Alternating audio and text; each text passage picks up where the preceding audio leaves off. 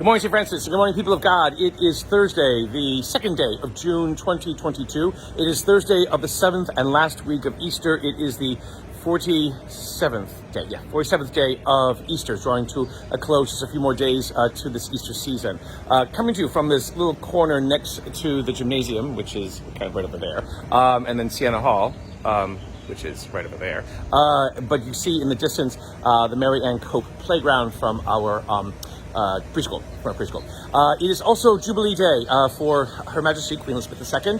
Having worked in Parliament, so I have a special affinity still for events and moments like this. This is not the day in which she ascended to the throne. That was in February. That would have been the 7th marker day. But this is the culmination of the celebrations on this day in which the armed forces would parade themselves before the monarch, and so they tied into a big weekend like this.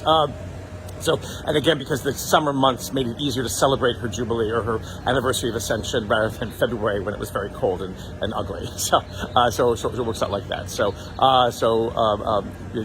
Depending on how you feel about the monarchy, to observe this day in honor of her or to just forget about it, that'll be your choice.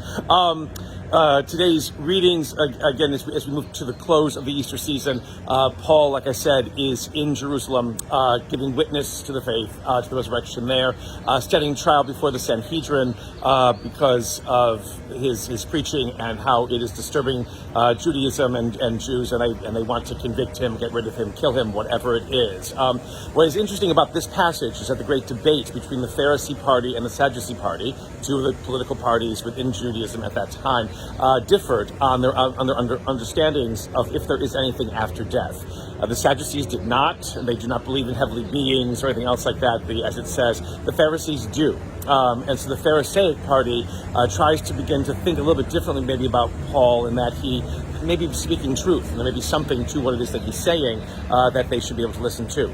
The Sadducees, however, want nothing of that, and a great fight breaks out, and Paul has to kind of be rescued by some of the civil authorities to make sure that he's not ripped to shreds, it says, or something like that. So at the end of this passage, God says to Paul, take courage, do not fear. You have been my witness in all this time here, and now you will be my witness in Rome. So again, this idea of pointing Paul in that direction to which he will end up going and then eventually being martyred there. But the understanding of Christianity, what the understanding of our faith, can sometimes do is create consternation, is create confusion, can create all kinds of division, unfortunately, although the call is always to unity. But unity can only come about if we desire it, if we want it, if we work for it, if we do everything in our power to make it happen, because that is what God wishes for us. And again, that's where the gospel leaves us, with, again, this prayer that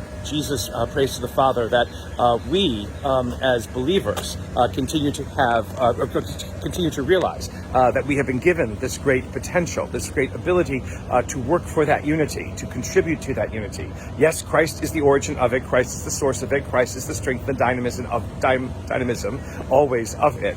But we have a role to play in this. That is through our actions. It is through our words, through how it is that we respond differently than what the world responds to things, how it is that we understand things differently than the world understands them, how it is that we offer a great hope and a great understanding that the world can never ever provide, because our hope and our understanding lies always with Christ. That is what makes us different in the world, and it is what unites us to Christ, what it unites us to God.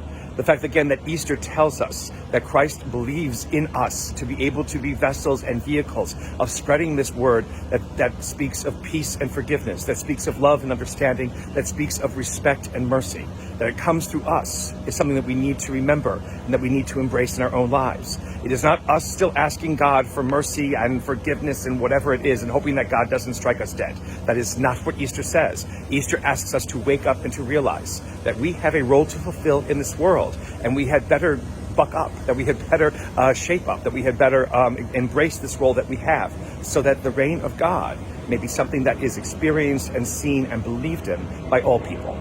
Continue blessed Easter, St. Francis. May the Lord, and people of God, may the Lord give you his peace.